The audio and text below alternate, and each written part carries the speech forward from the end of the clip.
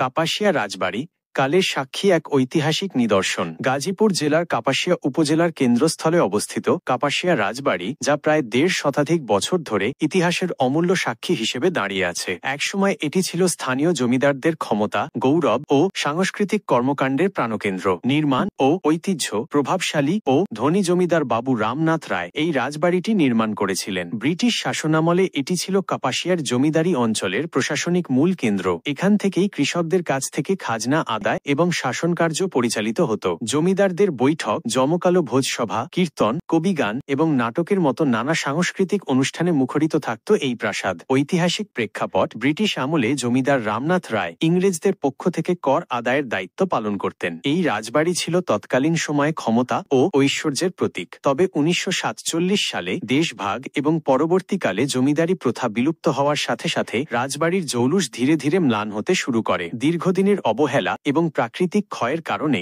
এর অনেক অংশই আজ ধ্বংসস্তূপে পরিণত হয়েছে। বর্তমান অবস্থা: বর্তমানে রাজবাড়ির একাংশে কাপাসিয়া ডিগ্রি কলেজ প্রতিষ্ঠিত হয়েছে, যার প্রশাসনিক ভবনটি জমিদার বাড়ির কাঠামোকে কেন্দ্র করে গড়ে উঠেছে। প্রাসাদের কিছু অংশ এখনও টিকে থাকলেও এর বেশিরভাগই কালের গর্ভে বিলীন হয়ে গেছে। ঐতিহাসিক গুরুত্বের কারণে কাপাসিয়া রাজবাড়ি ভ্রমণপিপাসু ও ইতিহাস প্রেমীদের জন্য একটি আকর্ষণীয় গন্তব্যে পরিণত হয়েছে। এর শতবর্ষী স্থাপত্য, পারিপার্শ্বিক সবুজ পরিবেশ এবং গ্রামীণ নিস্তব্ধতা এক ভিন্নধর্মী আবহ তৈরি করে। এটি কেবল একটি জমিদার বাড়িই নয়, বরং আমাদের ইতিহাস, সংস্কৃতি এবং ঐতিহ্যের এক জীবন্ত দলিল। যারা অতীতের গল্প শুনতে ভালোবাসেন তাদের জন্য কাপাসিয়া রাজবাড়ির ক্ষয়িষ্ণু দেয়ালগুলো আজও এক রাজকীয় জীবনের নিঃশব্দ কথক হিসেবে দাঁড়িয়ে আছে।